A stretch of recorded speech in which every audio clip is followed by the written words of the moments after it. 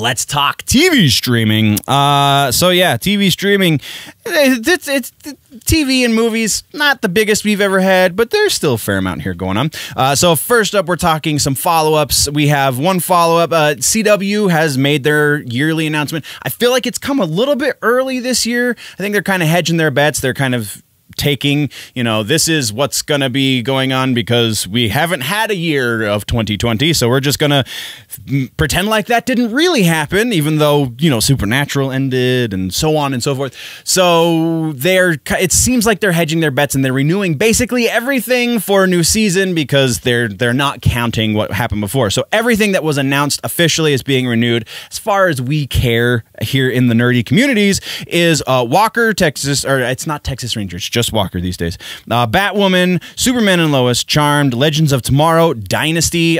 We don't really care about that one. The Flash, Riverdale, Nancy Drew, All American. I don't even know what that one is. Roswell, In the Dark again, huh?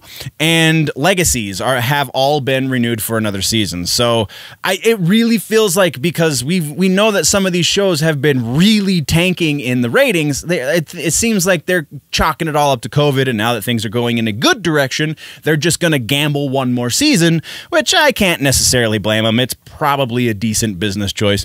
And then we also have a follow-up real quick on the Godzilla anime series that we've been talking about on Netflix, Singular Point. There is now a release date. Oh, no, I apologize. It's not a release date. It's just a trailer.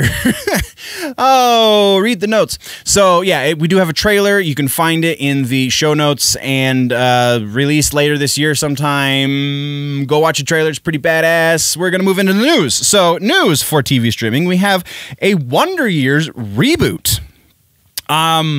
This one is in the works for Disney Plus. We do have Fred Savage on board as producer. It sounds like it's still pretty early in development because I didn't see any writers being announced or any showrunner, or, I mean, technically, I guess Savage could be a showrunner, but they didn't list him as such. They just listed him as producer, and no directors or anything just yet. So it does sound like they're doing like they do, and I'm going to say what's going on, but I don't want anyone to misconstrue that as me being critical of it, because I think it's kind of brilliant, but they are trading out the race of the family that the series goes around, that it kind of takes place around the same time. It's in the 60s as the original series, but this is a different family with a different take on the decade, which makes sense, which this is something that people are like, well, why not just use a different name? Well, because if it's going to be in the same setting, if it's going to be in the same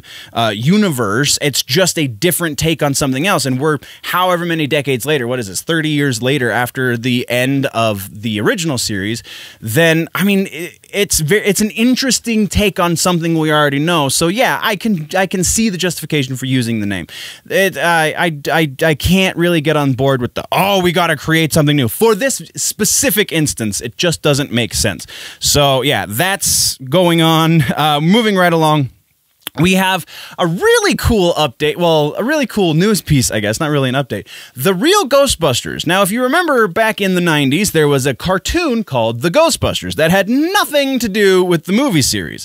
Funimation, I don't remember who it was. It was an animation house that had the rights to a book by that name that they then struck up a deal with, I believe it was Sony who made the... I'm really mangling this, but they struck up a deal with, again, I'm not remembering all the company names because my brain is all over in 50 different places, so specifics sometimes escape me. But they had they had a deal with the movie company that made the Ghostbuster movies that we all know and love, and that is why they both had the same name. But this animated series that was based on those movies couldn't also be called the Ghostbusters.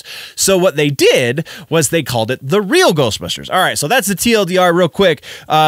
what we have now in the news is that every episode, well, it seems like, there hasn't been an official announcement that it's going to be every episode, but we've got a few episodes at this point of the Real Ghostbusters being released for free on YouTube. It seems like it's a way to stir up media hype for Afterlife once Afterlife hits theaters, which I'm totally on board for because yes, please, and thank you.